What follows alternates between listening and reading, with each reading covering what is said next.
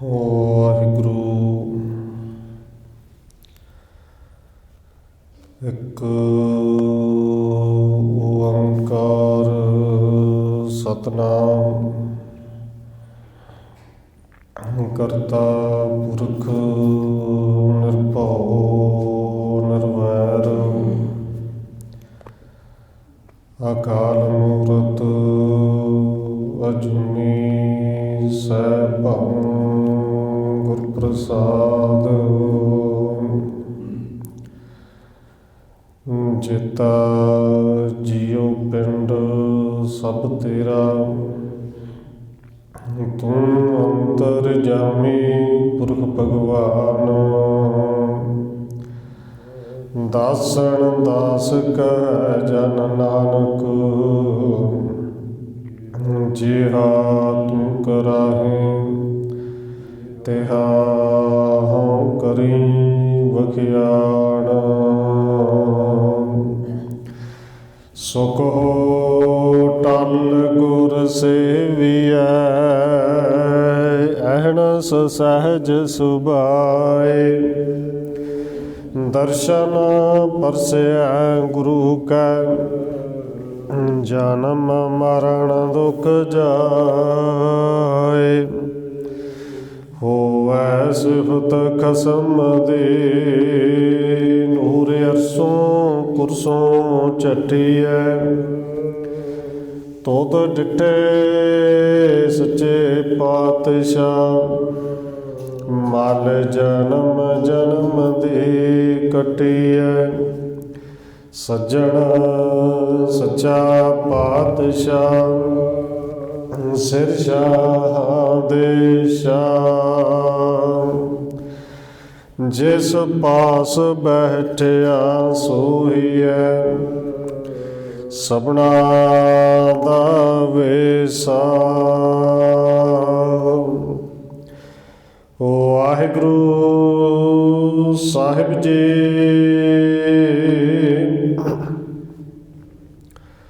ਸੋਰਠ ਮਹਲਾ ਪੰਜਵਾ। ਪ੍ਰਭ ਕੀ ਸ਼ਰਨ ਸਗਲ ਭੈ ਨਾਥੇ, ਦੁਖ ਬਿਨ ਸੇ ਸੁਖ ਪਾਇਆ। ਦਇਆਲ ਹੋਆ ਪਾਰ ਬ੍ਰਹਮ ਸੁਆਮੀ, ਪੂਰਾ ਸਤਿਗੁਰ ਧਿਆਇਆ। ਪ੍ਰਭ ਕੇ ਸ਼ਰਨ ਸਗਲ ਭੈ ਨਾਥੇ, ਦੁਖ ਬਿਨ ਸੇ ਸੁਖ ਪਾਇਆ। ਦਇਆਲ ਹੋਆ ਪਾਰ ਬ੍ਰਹਮ ਸੁਆਮੀ, ਪੂਰਾ ਸਤਿਗੁਰ ਧਿਆਇਆ। ਪ੍ਰਭ ਜੀਓ ਤੂੰ ਮੇਰੋ ਸਾਹਿਬ ਦਾਤਾ, ਕਰ ਕਿਰਪਾ ਪ੍ਰਭ ਦੀਨ ਦਿਆਲਾ। ਗੁਣ ਗਾਉ ਰੰਗ ਰਾਤਾ, ਰਹਾਉ ਸਤਿਗੁਰ ਨਾਮ ਨਿਧਾਨ ਦ੍ਰਿੜਾਇਆ। ਚਿੰਤਾ ਸਗਲ ਬਿਨਾਸੀ, ਕਰ ਕਿਰਪਾ ਆਪਣੋ ਕਰ ਲੀਨਾ। ਮਨ ਵਸਿਆ ਬਿਨਾਸੀ, ਤਾਕੋ ਬਿਗਨ ਨ ਕੋ ਲਾਗੈ। ਜੋ ਸਤਿਗੁਰ ਆਪਣਾ ਰਾਖੇ, ਚਰਨ ਕਮਲ ਬਸੇ ਹਿਰਦਿ ਅੰਤਰ। ਅੰਮ੍ਰਿਤ ਹਰ ਰਸ ਚਾਖੇ, ਕਰ ਸੇਵਾ ਸੇਵਕ ਪ੍ਰਭ ਆਪਣੇ। ਜਿਨ ਮਨ ਕੇ ਇਛ ਪੁਜਾਈ, ਨਾਨਕ ਦਾਸ ਤਾਕੈ ਬਲਿਹਾਰੈ। ਜਿਨ ਪੂਰਨ ਪੈਜ ਰਖਾਈ। ਕਰ ਸੇਵਾ ਸੇਵਕ ਪ੍ਰਭ ਆਪਣੇ, ਜਿਨ ਮਨ ਕੇ ਇੱਛ ਪੁਜਾਈ। ਨਾਨਕ ਦਾਸ ਤਾਕੈ ਬਲਿਹਾਰੈ, ਜਿਨ ਪੂਰਨ ਪੈਜ ਰਖਾਈ। ਵਾਹਿਗੁਰੂ ਜੀ ਕਾ ਖਾਲਸਾ, ਵਾਹਿਗੁਰੂ ਜੀ ਕੀ ਫਤਿਹ। ਪਰਮ ਸਨਮਾਨਯੋਗ ਸਤਿਗੁਰੂ ਚਵਰ ਛਤਰ ਤਖਤ ਦੇ ਮਾਲਕ ਹਾਜ਼ਰਾ ਹਜ਼ੂਰ ਜਾਹਰਾ ਜਹੂਰ ਸ਼ਬਦ ਗੁਰੂ ਜੁਗਮ ਜੁਗ ਅਟਲ ਸਤਿਗੁਰੂ ਧੰਨ ਸ੍ਰੀ ਗੁਰੂ ਗ੍ਰੰਥ ਸਾਹਿਬ ਮਹਾਰਾਜ ਸੱਚੇ ਪਾਤਸ਼ਾਹ ਜੀ ਦੀ ਪਾਵਨ ਪਵਿੱਤਰ ਹਜ਼ੂਰੀ ਅੰਦਰ ਜੁੜ ਬੈਠੇ ਸਤਸੰਗੀ ਜਨੋ, ਆਪ ਜੀ ਵੱਡੇ ਭਾਗਾਂ ਵਾਲੇ ਹੋ ਜੋ ਸਤਿਕਾਰਯੋਗ ਪੂਜਨੀਕ ਧੰਨ ਮਾਤਾ ਰਾਜਪੁਰ ਜੀ ਦੇ ਪਾਵਨ ਅਸਥਾਨ ਗੁਰਦੁਆਰਾ ਮੰਜੀ ਸਾਹਿਬ ਵਿਖੇ ਅੰਮ੍ਰਿਤ ਵੇਲੇ ਦੇ ਦੀਵਾਨਾਂ ਦੀਆਂ ਹਾਜ਼ਰੀਆਂ ਭਰ ਰਹੇ ਹੋ। ਨਿਤਨੇਮ ਦੀਆਂ ਬਾਣੀਆਂ ਤੋਂ ਉਪਰੰਤ ਆਸਾ ਕੀ ਵਾਰ ਸ਼ਬਦ ਕੀਰਤਨ ਦੇ ਨਾਲ ਆਓ ਜੀ ਸਾਖ ਪਾ ਰਹੇ ਸੁਆਓ। ਰੋਜ਼ਾਨਾ ਦੀ ਤਰ੍ਹਾਂ ਸਤਿਗੁਰੂ ਦੇ ਬਖਸ਼ਿਸ਼ ਕੀਤੇ ਹੋਏ ਪਾਵਨ ਹੁਕਮ ਦੇ ਵਿਚਾਰ ਦੇ ਨਾਲ ਸਾਂਝ ਪਾਉਣ ਤੋਂ ਪਹਿਲਾਂ ਅਸੀਸ ਬਖਸ਼ਿਸ਼ ਕਰੋ ਜੀ। ਰਸਨਾ ਨੂੰ ਕਰੋ ਪਵਿੱਤਰ, ਜਿਤਨੇ ਵੀ ਜੁੜ ਬੈਠੇ ਹੋ ਲਵਾਓ ਹਾਜ਼ਰੀ ਆਖੋ ਜੀ। ਵਾਹਿਗੁਰੂ ਜੀ ਕਾ ਖਾਲਸਾ, ਵਾਹਿਗੁਰੂ ਜੀ ਕੀ ਫਤਿਹ। ਸੋਰਠ ਮਹਲਾ ਪੰਜਵਾ। ਪ੍ਰਭ ਕੀ ਸ਼ਰਨ ਸਗਲ ਭੈ ਲਾਥੇ, ਦੁਖ ਬਿਨ ਸੇ ਸੁਖ ਪਾਇਆ।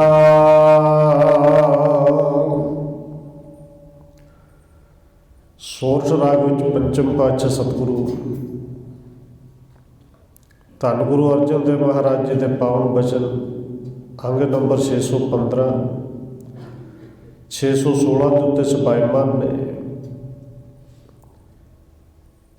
ਔਰ ਸਤਿਗੁਰੂ ਧੰਨ ਗੁਰੂ ਅਰਜਨ ਦੇਵ ਜੀ ਨੇ ਅੱਜ ਜੋ ਸਾਨੂੰ ਹੁਕਮ ਦੇ ਰਾਹੀਂ ਉਪਦੇਸ਼ ਦਿੱਤਾ ਹੈ, ਔਰ ਇਸ ਉਪਦੇਸ਼ ਵਿੱਚ ਅਸਲ ਵਿੱਚ ਇੱਕ ਅਰਦਾਸ ਹੈ, ਇੱਕ ਮੰਗ ਹੈ, ਔਰ ਉਸ ਅਰਦਾਸ ਦੇ ਵਿੱਚੋਂ ਇੱਕ ਭਰੋਸਾ ਨਿਕਲਦਾ ਹੈ। ਜਿਹੜੇ ਭਰੋਸੇ ਕਰਕੇ ਗੁਰੂ ਸਾਹਿਬ ਜੀ ਕਹਿ ਰਹੇ ਨੇ, ਪ੍ਰਭ ਕੇ ਸ਼ਰਨ ਸਗਲ ਭੈ ਲਾਥੇ। ਜਿਹੜਾ ਵੀ ਕੋਈ ਪ੍ਰਭੂ ਦੇ ਸ਼ਰਨ ਵਿੱਚ ਆ ਜਾਏ, ਸਗਲ ਭੈ ਲਾਥੇ, ਉਹਨਾਂ ਦੇ ਸਾਰੇ ਭੈ ਡਰ ਦੂਰ ਹੋ ਗਏ। ਔਰ ਅਸਲ ਵਿੱਚ ਇਹ ਭੈ ਹੈ ਕਿਹੜੇ ਜੀ? ਕਿਉਂਕਿ ਸਾਨੂੰ ਜਿਹੜੇ ਭੈ ਨੇ ਬਹੁਤੇ ਵਹਿਮਾਂ ਦੇ, ਭਰਮਾਂ ਦੇ, ਅੱਗੇ ਆਉਣ ਵਾਲੇ ਸਮੇਂ 'ਚ ਕੀ ਹੋਵੇਗਾ, ਇਹ ਚਿੰਤਾ ਝੋਰੇ ਚੰਬੜੇ ਨੇ। ਔਰ ਇੱਥੇ ਗੁਰੂ ਸਾਹਿਬ ਨੇ ਕਿਰਪਾ ਕੀਤੀ, ਜਿਹੜਾ ਸ਼ਰਨ ਵਿੱਚ ਆ ਜਾਏ ਨਾ, ਫਿਰ ਉਹਦੇ ਸਾਰੇ ਹੀ ਭੈ ਦੂਰ ਹੋ ਜਾਂਦੇ ਨੇ। ਕਿਉਂਕਿ ਨਿਰਭਉ ਨੂੰ ਜਪ ਕੇ ਉਹ ਆਪ ਹੀ ਨਿਰਭਉ ਹੋ ਜਾਂਦਾ ਹੈ। ਔਰ ਸਾਰੇ ਭੈ ਦੇ ਵਿੱਚ ਇਹ ਕਾਮ ਕ੍ਰੋਧ ਆਦਿਕ ਜਿਹੜੇ ਵਿਸ਼ੇ ਵਿਕਾਰ ਨੇ, ਇਹ ਵੀ ਨੇ। ਇਹਨਾਂ ਵਿੱਚ ਜਿਹੜਾ ਸਭ ਤੋਂ ਭਉ ਬੰਦੇ ਨੂੰ ਜ਼ਿਆਦਾ ਸਤਾਉਂਦਾ, ਮੌਤ ਵਾਲਾ, ਜਮਾ ਵਾਲਾ, ਉਹ ਵੀ ਦੂਰ ਹੋ ਜਾਂਦਾ ਹੈ। ਪ੍ਰਭ ਕੇ ਸ਼ਰਨ ਸਗਲ ਭੈ ਲਾਥੇ। ਤੇ ਸ਼ਰਨ ਆਉਣ ਵਾਲਿਆਂ ਨੂੰ, ਜਿਨ੍ਹਾਂ ਦੇ ਭੈ ਦੂਰ ਹੋ ਗਏ, ਉਹਨਾਂ ਨੂੰ ਮਿਲਦਾ ਕੀ ਹੈ? ਕਹਿੰਦੇ ਦੁੱਖ ਬਿਨ ਸੇ ਸੁਖ ਪਾਇਆ। ਉਹਨਾਂ ਦੇ ਸਾਰੇ ਦੁੱਖ ਦੂਰ ਹੋ ਗਏ ਤੇ ਸੁੱਖ ਜਿਹੜਾ ਫਿਰ ਉਹ ਸਦੀਵੀ ਮਿਲਿਆ। ਇੱਕ ਤਾਂ ਸੁੱਖ ਇਹ ਜਿਹਨੂੰ ਅਸੀਂ ਸਮਝਦੇ ਹਾਂ, ਪਰ ਇਹ ਸੁੱਖ ਕਦੇ ਵੀ ਸਦੀਵੀ ਨਹੀਂ। ਅੱਜ ਨਹੀਂ ਤੇ ਕੱਲ੍ਹ ਇਸ ਸੁੱਖ ਦੇ ਵਿੱਚੋਂ ਦੁੱਖ ਮਿਲਣਾ ਹੈ। ਜੇ ਰੁਪਈਏ ਨੂੰ ਸੁੱਖ ਸਮਝਿਆ, ਅੱਜ ਨਹੀਂ ਤੇ ਕੱਲ੍ਹ ਦੁੱਖ ਜ਼ਰੂਰ ਮਿਲੇਗਾ। ਜੇ ਕੇਵਲ ਘਰ ਪਰਿਵਾਰ, ਧੀਆਂ ਪੁੱਤਰਾਂ ਨੂੰ ਸੁੱਖ ਸਮਝਿਆ, ਇਹਦੇ ਵਿੱਚੋਂ ਦੁੱਖ ਜ਼ਰੂਰ ਮਿਲੇਗਾ। ਗੁਰੂ ਸਾਹਿਬ ਨੇ ਪਾਵਨ ਬਚਨ ਕਹੇ ਨੇ ਕਿ ਸੁੱਖੈ ਕੋ ਦੁੱਖ ਅਗਲਾ, ਭਾਵੇਂ ਵੀ ਕਿੰਨੇ ਵੀ ਸੁੱਖ ਨੇ ਪਰ ਇਹਦੇ ਤੋਂ ਵੱਧ ਕੇ ਅੱਗੇ ਦੁੱਖ ਹੋਣਾ ਹੈ। ਕਿਉਂਕਿ ਸੁੱਖ ਤੇ ਦੁੱਖ ਮਨੁੱਖ ਦੀ ਜ਼ਿੰਦਗੀ ਦੇ ਵਿੱਚ ਇਸ ਤਰ੍ਹਾਂ ਨੇ ਜਿਵੇਂ ਨਦੀ ਦੇ ਦੋ ਕਿਨਾਰੇ ਨੇ, ਕਦੇ ਸੁੱਖ ਤੇ ਕਦੇ ਦੁੱਖ ਆਏਗਾ। ਪਰ ਜੇ ਸਦੀਵੀ ਸੁੱਖ ਚਾਹੀਦਾ ਫਿਰ ਪ੍ਰਭੂ ਦੀ ਸ਼ਰਨ ਵਿੱਚ ਆ। ਔਰ ਧੰਨ ਗੁਰੂ ਤੇਗ ਬਹਾਦਰ ਮਹਾਰਾਜ ਜੀ ਨੇ ਪਾਵਨ ਬਚਨ ਵੀ ਕਹੇ ਨੇ ਕਿ ਜੇ ਸੁਖ ਕੋ ਚਾਹੈ ਸਦਾ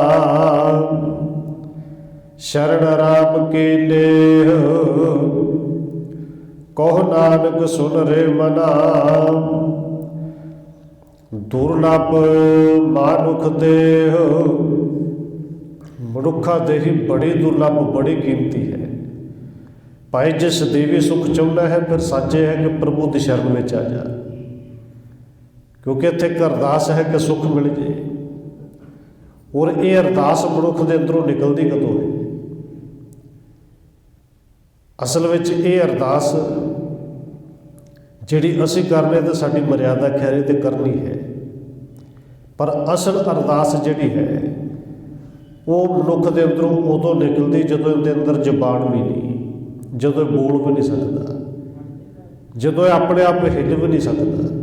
ਇਹ ਕਹਿੰਦੇ ਕਿ ਜਿੱਦਣ ਮਾਤਾ ਦੇ ਉਦਰ ਵਿੱਚ ਨਿਵਾਸ ਹੋਇਆ ਉਦਣ ਤੋਂ ਹੀ ਮਨੁੱਖ ਦੀ ਅਰਦਾਸ ਸ਼ੁਰੂ ਹੋ ਗਈ। ਔਰ ਗੁਰੂ ਸਾਹਿਬ ਨੇ ਪਾਵਨ ਬਚਨ ਕਹੇ ਨੇ, ਮਾਤ ਗਰਭ ਮਹਿ ਆਪਣ ਸਿਮਰਨ ਦੇ,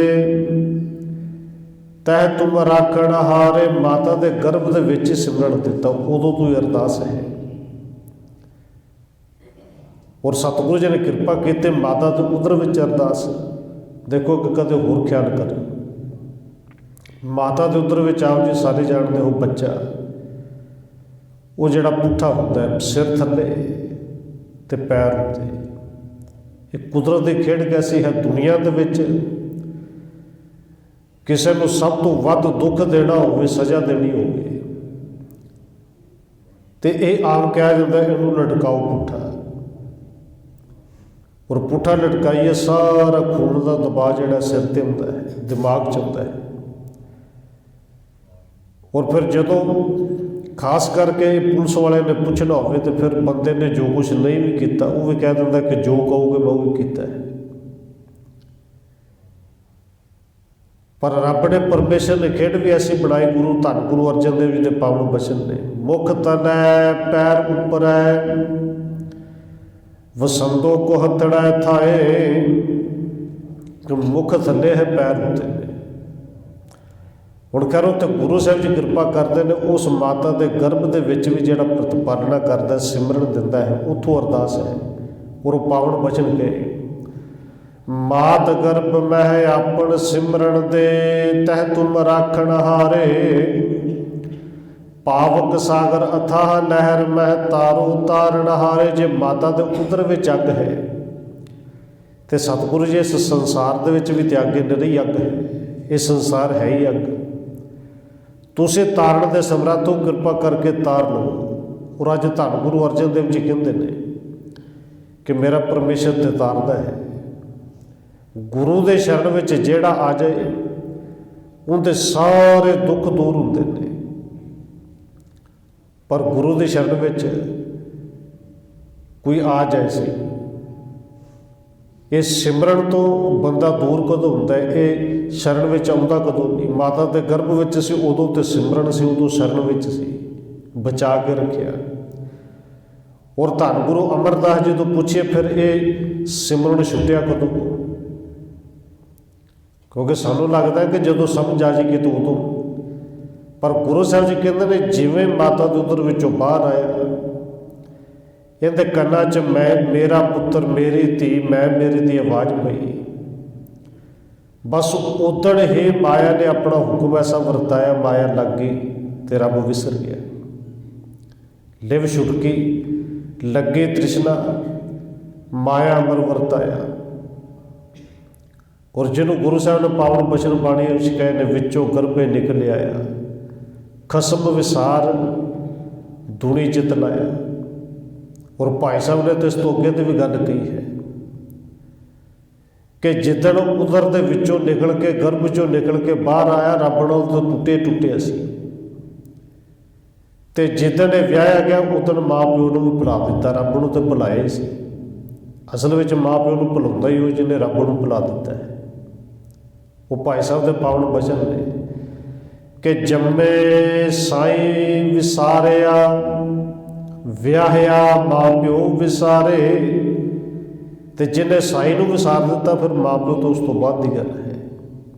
ਭਾਵੇਂ ਗੁਰੂ ਸਾਹਿਬ ਨੇ ਕਿਹਾ ਸਭ ਤੋਂ ਪਹਿਲਾਂ ਗੁਰੂ ਮਾਂ ਹੈ, ਗੁਰੂ ਪਿਓ ਹੈ, ਫਿਰ ਗੁਰੂ ਸਾਡਾ ਉਹ ਹੈ ਜਿਹੜਾ ਸਾਨੂੰ ਗਿਆਨ ਦਿੰਦਾ ਹੈ। ਖਰੇ ਤੇ ਸਤਿਗੁਰੂ ਜੀ ਨੇ ਕਿਰਪਾ ਕੀਤੀ, ਸ਼ਰਨ ਦੇ ਵਿੱਚ ਕੋਈ ਆ ਜਾਏ ਸੀ, ਔਰ ਸ਼ਰਨ ਵਿੱਚ ਆਉਣ ਵਾਲਾ ਫਿਰ ਨਿਮਾਣਾ ਹੋ ਕੇ ਆਵੇ। ਦੇਖੋ ਜਦੋਂ ਭਾਈ ਸਾਹਿਬ ਭਾਈ ਨੰਦ ਲਾਲ ਜੀ, ਉਹ ਮਹਾਨ ਕਵੀ ਜਿਹੜੇ ਗੁਰੂ ਕੇ ਸਿੱਖ ਹੋਏ, 10ਵੇਂ ਪਾਤਸ਼ਾਹ ਜੀ ਦੀ ਸ਼ਰਨ ਵਿੱਚ ਆਏ, ਭਾਵੇਂ ਦੁਨੀਆ ਤੋਂ ਡਰ ਕੇ ਆਏ, ਦੁਨੀਆ ਦਾ ਡਰ ਮੰਨ ਕੇ ਆਏ, ਔਰ ਹਕੀਕਤ ਇਹ ਹੈ ਜਿਹੜਾ ਸੱਚਮੁੱਚ ਬਾਹਰੋਂ ਪੂਰੀ ਤਰ੍ਹਾਂ ਡਰ ਕੇ ਆ ਜਾਏ ਕਿ ਹੁਣ ਮੇਰਾ ਰਾਖਾ ਕੋਈ ਨਹੀਂ, ਤੇ ਫਿਰ ਗੁਰੂ ਦੇ ਸ਼ਰਨ ਵਿੱਚ ਆਇਆ ਹੋਇਆ ਦੇ ਇਹੋ ਜਿਹੇ ਗੁਰਸਿੱਖਾਂ ਦੇ ਦੁੱਖ ਜ਼ਰੂਰ ਦੂਰ ਹੁੰਦੇ ਨੇ। ਉਹ ਭਾਈ ਨੰਦ ਲਾਲ ਜੀ ਜਿਹੜਾ ਦਾਰਾ ਸ਼ਕੂਰ ਦਾ ਮੁਨਸ਼ੀ ਹੈ, ਮੁਨੀਮ ਕਿਹਾ ਜਾਂਦਾ, ਹਿਸਾਬ ਦਾ ਲਿਖਦੇ ਨੇ, ਪਰ ਭਾਈ ਨੰਦ ਲਾਲ ਜੀ ਵਿਦਵਾਨ ਬਹੁਤ ਸਨ। ਗੁਰੂ ਦੇ ਸ਼ਰਨ ਵਿੱਚ ਕਿਵੇਂ ਆਇਆ? ਕਿਉਂਕਿ ਪਹਿਲੀ ਗੱਲ ਤੇ ਭਾਈ ਨੰਦ ਲਾਲ ਦੀ ਜਿਹੜੀ ਘਰ ਵਾਲੀ ਹੈ, ਜਿਹਦੇ ਨਾਲ ਵਿਆਹਿਆ ਹੋਇਆ ਹੈ, ਉਹ ਗੁਰੂ ਘਰ ਨੂੰ ਮੰਨਦੀ ਹੈ। ਧੰਨ ਗੁਰੂ ਕਲਗੀਧਰ ਪਾਤਸ਼ਾਹ ਜੀ ਦੀਆਂ ਕਥਾ ਕਹਾਣੀਆਂ ਭਾਈ ਨੰਦ ਲਾਲ ਨੂੰ ਨੇ ਪਹਿਲੋਂ ਬੜੀ ਵਾਰੀ ਸੁਣਾਈਆਂ ਵੀ ਹੋਣਗੀਆਂ। ਔਰ ਔਰੰਗਜ਼ੇਬ ਨੇ ਜਿਹੜੇ ਕੋਈ ਤਕਰੀਬਨ ਦੱਸਿਆ ਜਾਂਦਾ ਕਿ 2200 ਦੇ ਕਰੀਬ ਉਹਨੇ ਵਿਦਵਾਨ ਹੀ ਰੱਖੇ ਸਨ ਕਿ ਜਿਹੜੇ ਸ਼ਰ੍ਹਾਂ ਦੇ ਮੁਤਾਬਕ ਅਰਥ ਕਰਨ, ਭਾਵੇਂ ਉਹ ਆਪਣੇ ਮੁਤਾਬਕ ਸ਼ਰ੍ਹਾਂ ਨੂੰ ਚਲਾਈ ਜਾਂਦੇ ਸਨ। ਉਹ ਜਦੋਂ ਉਹਨਾਂ ਤੋਂ ਅਰਥ ਪੁੱਛਦਾ ਹੈ, ਔਰ ਇੱਕ ਆਇਤ ਦੇ ਅਰਥ ਸਾਰਿਆਂ ਨੇ ਕੀਤੇ, ਪਰ ਔਰੰਗਜ਼ੇਬ ਦੀ ਤਸੱਲੀ ਨਹੀਂ ਹੋਈ ਕਿ ਚਲੋ ਅਰਥ ਠੀਕ ਹੈ, ਅਖਰੀ ਅਰਥ ਕਰ ਦਿੱਤੇ ਨੇ, ਪਰ ਇਹਦੇ ਨਾਲ ਤਸੱਲੀ ਨਹੀਂ ਹੋਈ। ਉਹਨੇ ਹੋਰ ਕਿਹਾ ਕੋਈ ਹੋਰ ਵਿਦਵਾਨ ਹੋਵੇ ਦੇ ਅਰਥ ਕਰੇ। ਔਰ ਇਹ ਗੱਲ ਜਦੋਂ ਦਾਰਾ ਸ਼ਕੂਰ ਨੇ ਸਭਾ ਦੇ ਵਿੱਚ ਬੈਠੇ ਉਹਨੇ ਵੀ ਸੁਣੀ। ਅਗਲੇ ਦਿਨ ਦਾਰਾ ਸ਼ਕੂਰ ਫਿਰ ਆਇਆ, ਉਹਨੇ ਅਰਥ ਕਰਕੇ ਸੁਣਾ ਦਿੱਤੇ, ਔਰ ਅਰਥ ਬੜੇ ਕਮਾਲ ਦੇ ਕੀਤੇ।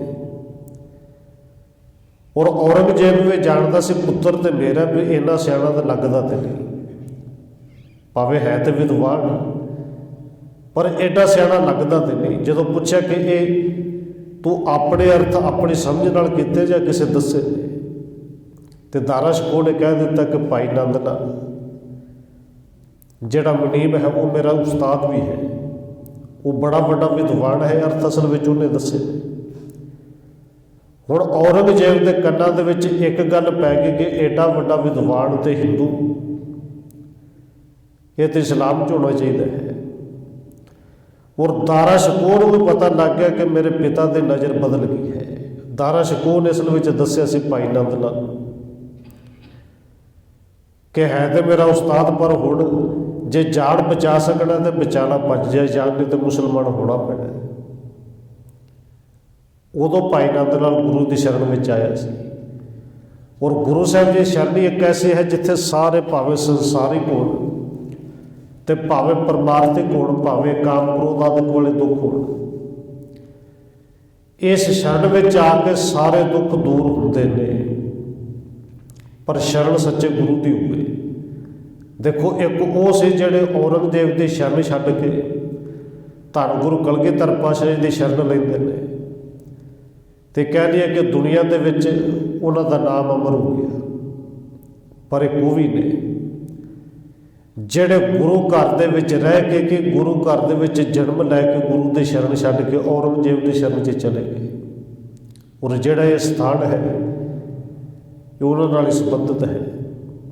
ਰਾਮ ਰਾਏ, ਇਹ ਆਪ ਜੀ ਜਾਣਦੇ ਹੋ ਕਿ ਸੱਚੇ ਪਾਤਸ਼ਾਹ ਜੀ ਨੇ ਭਾਵੇਂ ਭੇਜਿਆ ਸੀ ਕਿ ਰਾਮ ਰਾਏ ਜਿਵੇਂ ਔਰੰਗਜ਼ੇਬ ਜੋ ਕੁਛ ਪੁੱਛੇ ਉਹਦਾ ਜਵਾਬ ਸੱਚਾ ਦੇਣਾ ਹੈ, ਗੁਰਮਤਿ ਦੇ ਮੁਤਾਬਕ ਦੇਣਾ ਹੈ। ਤੇਰੇ ਰਸਨਾ ਤੇ ਗੁਰੂ ਵਸੇਗਾ, ਤੇਰੇ ਰਸਨਾ ਤੋਂ ਨਿਕਲਿਆ ਹੋਇਆ ਜੋ ਹਰ ਇੱਕ ਬੋਲ ਸੱਚਾ ਹੋਏਗਾ।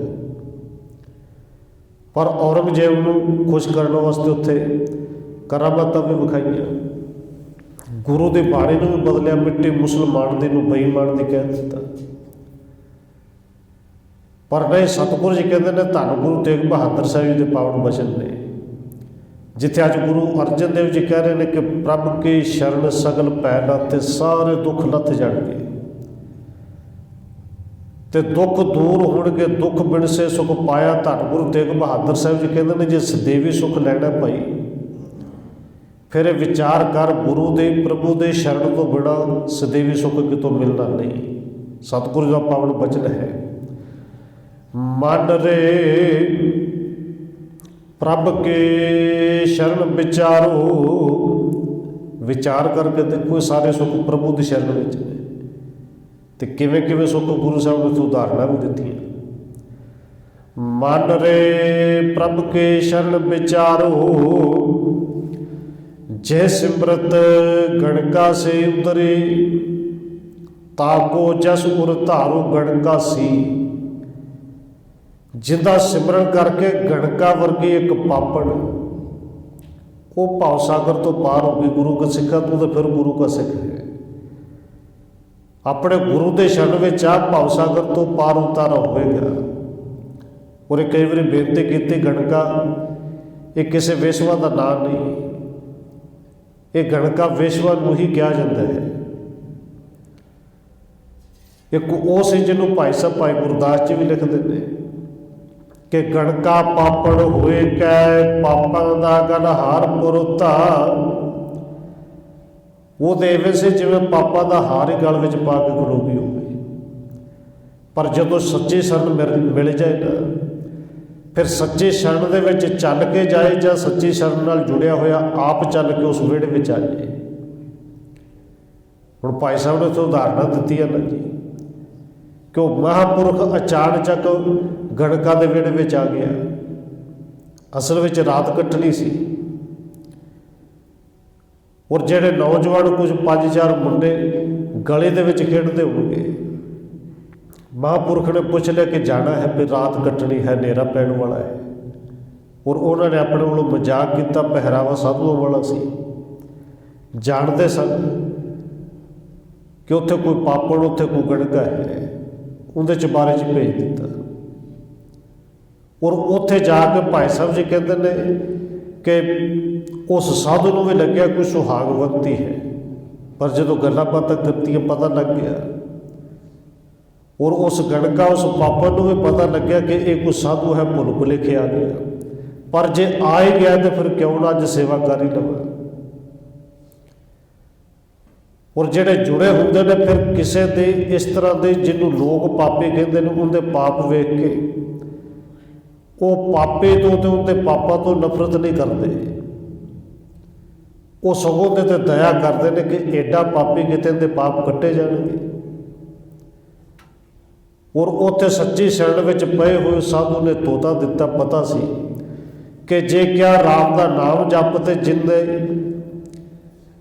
ਤਨ ਤੇ ਜਿੰਦੇ ਮਨ ਤੇ ਰਸ ਹੋਰ ਚੜ੍ਹੇ ਨੇ, ਨਾਮ ਦਾ ਰਸ ਚੜ੍ਹਦਾ ਕਿੱਥੋਂ ਹੈ। ਤੋਤਾ ਹੀ ਦੇ ਦਿੱਤਾ ਕਿ ਤੋਤੇ ਨੂੰ ਇਹਨੂੰ ਰਾਮ ਰਾਮ ਕਿਆ ਕਰ, ਇਹ ਰਾਮ ਬੋਲਦਾ ਹੈ। ਔਰ ਭਾਈ ਸਾਹਿਬ ਜੀ ਕਹਿੰਦੇ ਨੇ ਉਸ ਗਣਕਾ ਨੇ ਤੇ ਤੋਤੇ ਨੂੰ ਰਾਮ ਰਾਮ ਪੜ੍ਹਾਇਆ, ਐਸਾ ਪੜ੍ਹਾਇਆ, ਪੜ੍ਹਦੀ ਪੜ੍ਹਦੀ ਆਪ ਹੀ ਪੜ੍ਹ ਗਈ। ਉੱਥੇ ਭਾਈ ਸਾਹਿਬ ਨੇ ਪਾਵਨ ਬਚਨ ਕਹੇ, ਕਹਿੰਦੇ ਗਣਕਾ ਪਾਪੜ ਹੋਏ ਕੈ, ਪਾਪਾਂ ਦਾ ਗਲ ਹਾਰ ਪੁਰਤਾ।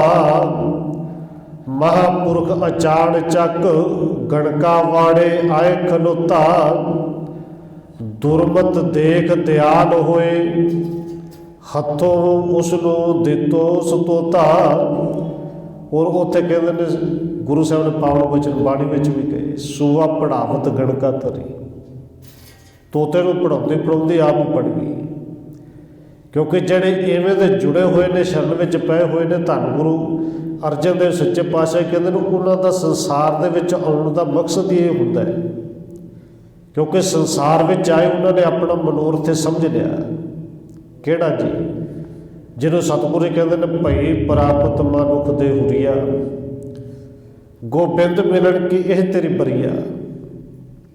ਤੇਰੀ ਵਾਰੀ ਹੈ, ਤੂੰ ਮਿਲਿਆ ਹੈ, ਤੇ ਕਿਸੇ ਹੋਰ ਨੂੰ ਵੀ ਮਿਲਾ ਸਕੇ ਤੇ ਮਿਲਾ। ਇਹਨੂੰ ਗੁਰੂ ਅਰਜਨ ਦੇਵ ਜੀ ਨੇ ਪਾਵਨ ਬਚਨ ਕਹੇ ਨੇ, ਕਹਿੰਦੇ ਧੰਨ ਧੰਨ ਧੰਨ ਜਨੇ ਆਇਆ, ਜਿਸ ਪ੍ਰਸਾਦ ਸਭ ਜਗਤ ਤਰਾਇਆ। ਬਸ ਜਿਹੜਾ ਵੀ ਸ਼ਰਨ ਵਿੱਚ ਪੈ ਜੇ ਸਾਰਾ ਜਗਤ ਹੀ ਤਰ ਜਾਏਗਾ। ਔਰ ਨਾਲ ਕਹਿੰਦੇ ਜਨ ਆਵਣ ਕਾ ਇਹ ਸੁਭਾਉ, ਜਨ ਕੈ ਸੰਗ ਚਿਤ ਆਵੈ ਨਾਉ। ਕਿਉਂਕਿ ਉਹ ਆਪ ਮੁਕਤ ਕਰੈ ਸੰਸਾਰ, ਨਾਨਕ ਤਿਸ ਜਨ ਕੋ ਸਦਾ ਨਮਸਕਾਰ। ਆਪ ਉਹ ਮੁਕਤ ਹੈ। ਔਰ ਜਿਹਨੂੰ ਧੰਨ ਗੁਰੂ ਨਾਨਕ ਦੇਵ ਸੱਚੇ ਪਾਤਸ਼ਾਹ ਜੀ ਰੋਜ਼ ਹੀ ਕਹਿੰਦੇ ਨੇ, ਜਿਨੇ ਨਾਮ ਤੇ ਆਇਆ,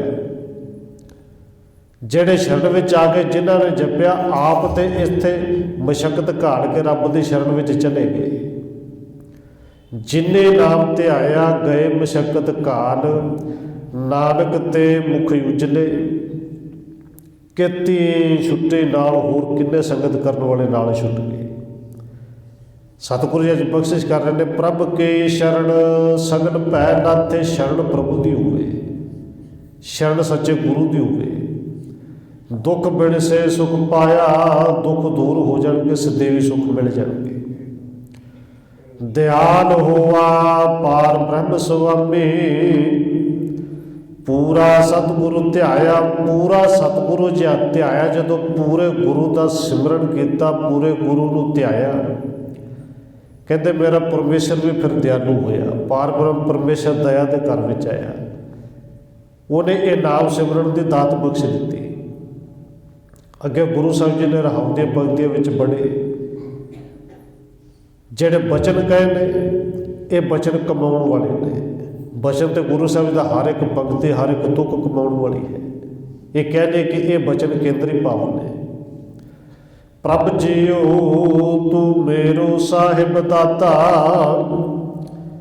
ਉਹਦੇ ਜ਼ਬਾਨ ਨਾਲ ਤੇ ਭਾਵੇਂ ਆਪਾਂ ਸਾਰੇ ਕਹਿੰਦੇ ਪੜ੍ਹਦੇ ਵੀ ਰੋਜ਼ ਹੀ ਹਨ। ਧੰਨ ਗੁਰੂ ਅਰਜਨ ਦੇਵ ਜੀ ਦੀ ਬਾਣੀ ਹੈ। ਅਰਦਾਸ ਤੋਂ ਪਹਿਲਾਂ ਪਤਾ ਪੜ੍ਹਿਆ ਜਾਂਦਾ ਹੈ ਕਿ ਤੂੰ ਮੇਰਾ ਮਾਤਾ ਵੀ ਤੂੰ ਹੈ, ਪਿਤਾ ਵੀ ਤੂੰ ਹੈ।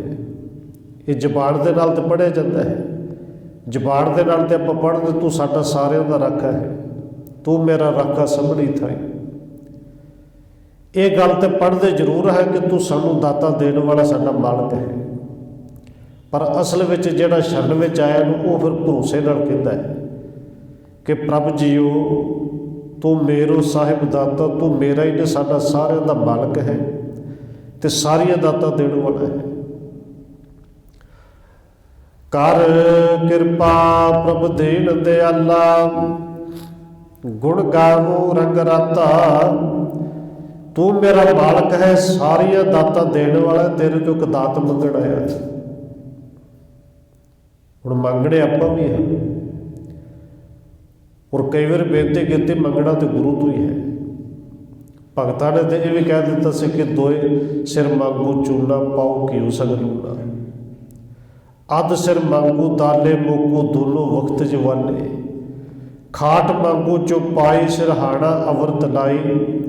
ਉੱਪਰ ਕੋ ਮੰਗੂ ਖਿੰਦਾ, ਤੇਰੀ ਭਗਤ ਕਰੇ ਜਨ ਥਿੰਦਾ। ਅਸਲ ਵਿੱਚ ਮੰਗਣਾ ਸਾਰਾ ਕੁਝ ਤਾਂ ਹੈ, ਇਹਨਾਂ ਵਿੱਚੋਂ ਜੇ ਪਾਉਂਦਾ ਹੈ ਤਾਂ ਕੇਵਲ ਤੇਰੀ ਭਗਤੀ ਹੈ। ਉਹ ਤੇਰਾ ਨਾਮ ਹੈ ਕਿ ਜੁੜ ਕੇ ਨਾਮ ਜਪ ਸਕਾਂ। ਇਹ ਸਾਡੀਆਂ ਮੁੱਢਲੀਆਂ ਜ਼ਰੂਰਤਾਂ ਨੇ। ਪਰ ਜੇ 50 ਸਾਲ ਪਹਿਲੋਂ ਵੀ ਮੰਗ ਸਾਡੀ ਇਹੀ ਸੀ, ਤੇ ਅੱਜ 50-60 ਸਾਲ ਤੋਂ ਬਾਅਦ ਵੀ ਮੰਗ ਕੇਵਲ ਉਨੀ ਕੁ ਰਵੇ। ਤੇ ਇਹਦਾ ਮਤਲਬ ਇੱਕ ਵੀ ਜਮਾਤ ਨੂੰ ਪਾਸ ਕਰਕੇ ਸਿੱਖੀ ਦੇ ਸਕੂਲ ਵਿੱਚ ਪਿਆ ਤੇ ਜ਼ਰੂਰ, ਪਰ ਇੱਕ ਵੀ ਜਮਾਤ ਪਾਸ ਨਹੀਂ ਕੀਤੀ, ਅਗਲੇ ਪੜਾਅ 'ਚ ਗਿਆ ਹੀ ਨਹੀਂ। ਇੱਕ ਮਹਾਂਪੁਰਸ਼ ਨੂੰ ਕਿਸੇ ਨੇ ਸਵਾਲ ਕੀਤਾ ਸੀ ਕਿ ਰੱਬ ਤੋਂ ਜੋ ਮੰਗੀਏ ਉਹ ਮਿਲਦਾ ਹੈ, ਪੜ੍ਹਦੇ ਆਪਾਂ ਸਾਰੇ। ਪਰ ਉਹ ਕਹਿੰਦਾ ਇੰਨੇ ਸਾਲ ਹੋ ਗਏ ਨੇ ਭਗਤੀ ਕਰਦਿਆਂ, ਸਿਮਰਨ ਕਰਦਿਆਂ, ਤੁਹਾਡੀ ਸੰਗਤ ਕਰਦਿਆਂ, ਹੋਰ ਮਹਾਂਪੁਰਸ਼ਾਂ ਦੀ ਸੰਗਤ ਕਰੀਦੀ ਹੈ, ਪਰ ਫਿਰ ਰੱਬ ਮਿਲਦਾ ਕਿਉਂ ਨਹੀਂ, ਮਿਲਿਆ ਕਿਉਂ ਨਹੀਂ? ਹੁਣ ਸਾਡੇ ਵਰਗੇ ਹੁੰਦੇ ਤੇ ਅੱਖਰਾਂ ਨਾਲ ਸਮਝਾ ਦੇਣਾ ਸੀ। ਉਹ ਸਾਨੂੰ ਹੱਸ ਪਿਆ। कहते नहीं तेरे सवाल का जवाब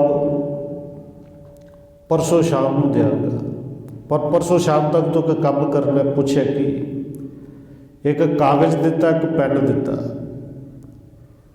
कहते पिंड में जाना है, परसों शाम तक मैं बंदगी करनी है, अखा खोलांगा तो पिंड के घर घर में जाना है, तो सब नूं ये कहना है कि मेरा नाम लैके वो साधु बाहर जिहड़ा बैठा है उन्होंने रब मिलिया है, और उन्हें परसों शाम को अरदास करनी है। उनकी अरदास बिल्कुल पूरी होएगी कि तुहाडी जिहड़ी जिहड़ी भी मंग है तुसीं अपनी मंग दस दो, ये मंग कागज़ उत्ते लिख के लियाउणी है। सारे जो कोई मंगेगा सब को मिलेगा। हुण एक घर तो शुरू किया, बीबी मिली तो बीबी को कहा कि फलाना साधु है, उनकी अरदास पूरी होएगी, जो कुछ मंगना मंग लो, अपनी मंग लिखा दो। पहले लिखी कि बीबी को गहणे नाल प्यार है, इन्हें को गहणे मिल जाए, वो लिख लिया। दूजे घर में गया जिमीदार दे, उनकी मंग से दो धीआं ने विआउण जोग ने, घट्टो घट्ट इन्ना को पैसा मिल जाए कि जिहड़ा ठीक ठाक जे इन्हां दा विआह हो जाए, घरों उठ जाए। मुकदे गल कि एक कागज़ दिता सी, 4 कागज़ भर गए। घर घर दे विच जाके सब तो पूछया, सब की मंग लिख दी। किसी ने जमीन मंगी, किसी ने धी मंगया, किसी ने पुत्र मंगया। 4 कागज़ जदों लिखे गए, ये शाम तक अगले दिन आया वापस, और साधु कहता लिख लिया है, कहता हाँ जी सब की मंगा लिख लिया। तो कहता तेरी नहीं, मैं तो हजे लिखी कोई नहीं, फिर तू भी अपनी मंग लिख। और उन्हें भी अपनी मंग एक अड कागज़ पर लिख दी। लिखा कि इन्नी जमीन जी गहने पई से, जमीन छुट जाए, इन्नी होर बन जाए। और वो साधु ने जिहड़ा इन्हें कागज़ लिख के दिता, वो तो फड़ लिया, बाकी उत्थे भट्ठी धूनी बालदी सी, बालदी हुई अग च सारे कागज़ सुट दिते, कोई नहीं पढ़िया। इहदे बड़ा हत्थ च रह गया। और वो वेख के बड़ा हैरान, मैं इन्नी मेहनत की, 2 दिन लाए, सब दी मंगा लिखिया, तो बाबा तू अग च साड़ दित्तियां ने। हुण वो बाबे ने साधु ने जिहड़ा जवाब देना सी, कहंदा बाकी ने जो कुछ मंगया वो तो सानू पता ही है कि कुछ किसी ने मंगया होना, उन्होंने छड्ड। पे तू सवाल लैके आया सा रब मिलता क्यों नहीं? असल में दुनिया के लोग रब नूं मंगते कित्थे ने? उन्होंने मंगते तू क्या कि 15 साल हो गए ने, उनके 15 कितने तो 100 साल हो गया। मंग केवल वो ही रही कि आ मिल जे, ओ मिल जे, पर तू ना मिली। रब नूं किसी ने रब तो मंगी ही नहीं, वो तो दिंदा जो मंगी उही मिलता है। इत्थे मंग है, अरदास है, कर किरपा प्रभ देन दयाला, दीना ते दया करने वाले प्रभु जी किरपा करो, मैं मंगण आया हाँ। ते मंग की है? गुण गावो रंग राता, बस इको ही मंग है कि मैं तेरे गुणों को गावां, और रंग दर्थ प्यार, प्यार विच भिज के केवल तेरे गुणों को गावां। क्योंकि रब तो किसी ने मंगे नहीं रब कि तेनू लैन आया, तू हिरदे घर विच आ जा। रहाओ सतगुर नाम निधान दिरड़ाया। तो जदों ये मंग लैके सचमुच कोई आवे, सतगुर दे रारे नूं स्यारी है, फिर मेरे पूरे सतगुरु ने नाम निधान दिरड़ाया। निधान का अर्थ वैसे खजाना है, और नाम वर्गा खजाना होर कोई भी नहीं। मेरे पूरे सतगुरु जी ने नाम का खजाना अंदर फिर दृढ़ कर दिता। चिंता सगल विनाशी, सारी चिंता ही दूर होगी जदों नाम ही नाल आ गया। जिहड़े नाम तो मंगना है, जिहड़े रब तो मंगना है, जदों गुरु ने वो ही दृढ़ कर दिता कि भाई तेरे अंदर है, फिर चिंता किसी तरह की रहिंदी भी नहीं। कर किरपा अपनों कर लीना, मन वसिया अविनाशी। जदों मेरे गुरु ने कृपा करके अपना कर लिया, अपना बना लिया, उदों कहते मन वसिया अविनाशी। जिहड़ा नाश तो रहत है, अविनाशी है, वो परमेश्वर सदा नहीं मन विच वस गया। ताको बिघड़ न को लागै, जो सतगुर अपना राखे। फिर सतगुरु धन गुरु अर्जन देव जी कहते हैं जिन्हों ਨੂੰ अपना कर लवे, ਜਿਹੜੇ ਉਹਦੇ बन जाण, ਉਹਨਾਂ ਨੂੰ जीवन ਵਿੱਚ ਕਿਸੇ भी तरह का विघन ਜਿਹੜਾ है वो लगता नहीं। कोई विघन ਜਿਹੜਾ जीवन ਵਿੱਚ ਆਉਂਦਾ नहीं, ਭਾਵੇਂ ਉਹ ਸੰਸਾਰਿਕ ਕਾਰਜ ਹੋਣ ਤੇ ਭਾਵੇਂ ਉਹ ਆਤਮਿਕ ਤੇ ਪਰਮਾਰਥਿਕ ਕਾਰਜ ਹੋਣ। ਔਰ ਵਿਦਵਾਨਾਂ ਨੇ ਇੱਥੇ ਅਰਥ ਪਰਮਾਰਥ ਦੇ ਕਾਰਜ ਲਿਖਿਆ ਹੈ, पर क्योंकि गुरु समर्थ है, गुरु ते भरोसा होवे ते फिर वो भावें परमार्थिक होण ते भावें संसारिक होण, विघन रस्ते दे विच आउंदा ही नहीं। उसे नूं तो गुरु साहब ने पावन बचन कहे सन। धन गुरु अर्जन देव जी जो पावन बचन ने ना जी, ताते वाऊ ना लग गई पार ब्रह्म शरणाई। जिहड़ा शरण विच आ ते जाए, भी शरण विच आउणा ते आ जाए। ताको बिघन न को लागै, जो सतगुर अपना राखे। चरण कमल बसेर दे अंतर, अमृत हर रस चाखे। क्योंकि असी केवल एक पंक्ति या अद्धे चेते रख लेने कि उन्होंने बिघन नहीं लगता, जिन्होंने गुरु अपना करके रख ले। पर किन्हों बिघन नहीं लगता, अगली गल जी साढ़े चेते रखने वाली वो असी रखते नहीं, उन्होंने नहीं लगता कि जेड़े चरण कमल बसे हृदय अंतर, जेड़े हिरदे विच प्रभु दे चरण। और चरण दे अर्थ कई बार किते ने प्रभु दे चरण, गुरु के चरण, गुरु का शब्द है। जिंदे अंदर गुरु का शब्द वस जाए, और जेड़ा सिख अमृत हर रस चाखे, उस शब्द दे विचों आत्मक देण वाला जेड़ा जीवन देण वाला नाम है, शब्द है, उनके विचों अमृत का रस चखदा है। और ये अमृत छकना जिन्हों कहते हैं, असल में ये अमृत संसार फिर उदों होंदा है जिन्हों हर वेले चखदा है। कर सेवा सेवक प्रभ अपने, जिन मन के इच पुजाई। सतगुरु जी होने तो समझाते हैं भाई सिखा, कर सेवा, अपने गुरु की सेवा कर, सिमरन कर। तो किवें? सेवक बन के, सेवकों की तरह। तो किंदी सेवा करनी है जी? कर सेवा सेवक प्रभ अपने, अपने उस प्रभु दी जिन मन की इच पुजाई। जेड़े प्रभु ने तेरे मन की इच्छा पूरी कर दी थी। तो इच्छा की सी जी? कि गुण गावूं रंग राता, तेरे गुणों नूं रंग विच प्यार विच भिज के गावां। जेड़े प्रभु ने ये इच्छा पूरी कर दी, हुण उनकी सेवा कर, उनका सिमरन कर। नानक दासता कै बलिहारै, जिन पूर्ण पैज रखाई।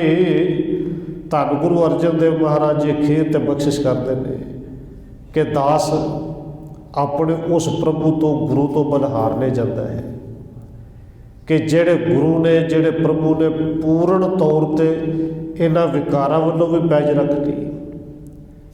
उस संसार के परमेश्वर के दर ते भी जाके पैज रख ली। और जिन्हों गुरु साहब जी कहते हैं वो तो रखते ही, उनका सुभाव ही ऐसा है कि हर जुग जुग भगतों पाया, पैज रखदा आया राम राजे। बस तो तेनों वो भगत बनना अज, तेनों गुरु के शरण में आना आजे, वो पैज रखता है। हुई भुलों की खिमा। आओ एक 2 मिनट होर रसना के नाल हाजरी लवाइए, फिर समाप्ति है जी। वाहेगुरु वाहेगुरु वाहेगुरु वाहेगुरु।